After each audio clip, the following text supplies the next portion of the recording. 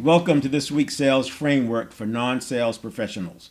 If you've been following along, you know that this framework is built for business owners, leaders, and professionals who engage in sales conversations but don't fit the mold of a traditional salesperson in a traditional sales role.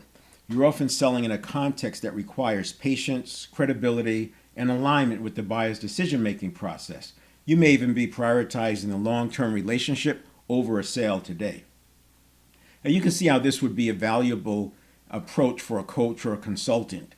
In our last session, we covered the importance of rapport, pre-qualifying prospects, and conducting effective fact-finding to uncover their real motivations. Today, we take that foundation and move into execution, demonstrating your value, guiding the conversation toward a decision, and handling objections effectively. The demonstration phase is where you connect your offering directly to what matters most to the prospect. But it's not just about presenting facts, it's about framing your solution in a way that makes the decision feel natural and inevitable. In fact, it involves having the prospect tell you why and how the solution is a fit. Once the prospect experiences the value for themselves, closing becomes a logical next step. But for many non-sales professionals, this is also where hesitation can set in because of the need for an effective transition, and that's where the framework provides the right amount of structure.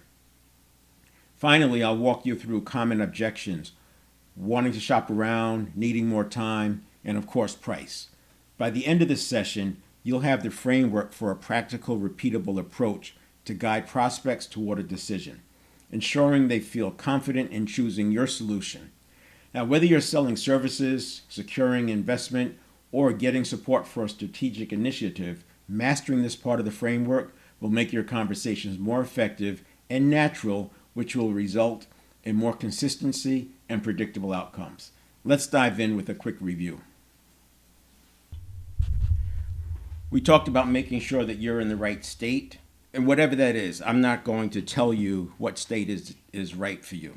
If you're coming away from a tough conversation with an employee, maybe a situation with the supplier, or just some bad news, whatever it is, we have to get out of that state and into a state that's productive for selling. I introduced a quick anchor, and I talked about using some kind of something high energy to get you into a state. I used the example of the wool clap that Tony Robbins uses. And it's not just a wool clap. I mean, it's really getting into it. It's your whole body and, just really making yourself feel that. And then anchoring some move that you can do before you walk up to the sales or walk into the salesperson or turn on the Zoom, whatever it is.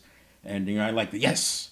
And it's just a quick way for me to reset. That's important. Another thing you can do is, I've done this in meetings. I do it with myself. Something comes up and it's major and pressing. And you know how the mind can just take off running. It's literally making a conscious decision. You know what? I'm going to put that over here in a box, put the top on it, and I'm going to deal with it at noon.